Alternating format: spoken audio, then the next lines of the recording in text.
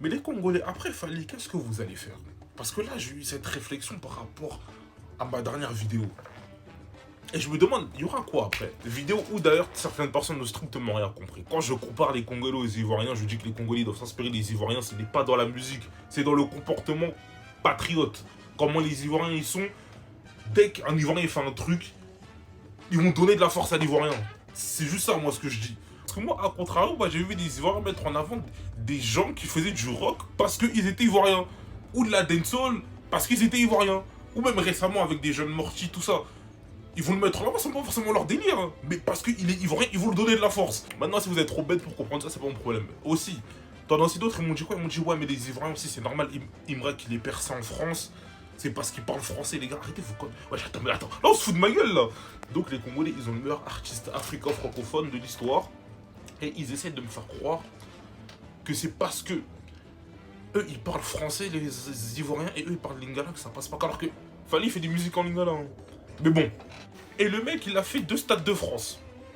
Je connais même des Arabes de quartier qui écoutent du Fali, hein, mais bon.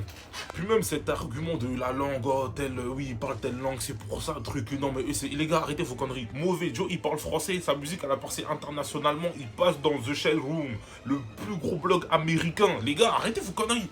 Et puis même par rapport à ma vidéo sur Kiki, il y a énormément de mecs de Paname, des L, gros, j'ai des frérots ivoiriens, gabonais, turcs.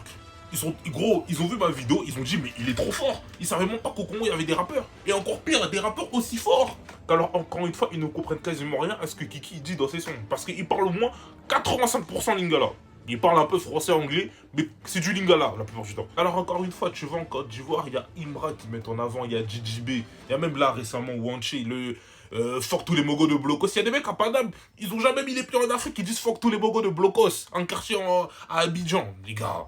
Mais maintenant, moi, d'ailleurs, on m'a fait comprendre qu'apparemment, il y avait des rappeurs qui étaient connus là-bas, par contre. Maintenant, si vous voulez que vous, les gardez là-bas, les bloquer à Ntsele ou à l'Infou, c'est bien pour vous.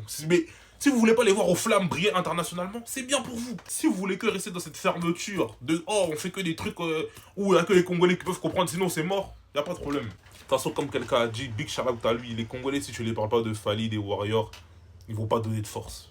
C'est tout. En tout cas, moi, je tiens juste à dire qu'en regardant cette mentalité-là, sachez que juste après Fali, il n'y aura plus rien. C'est tout.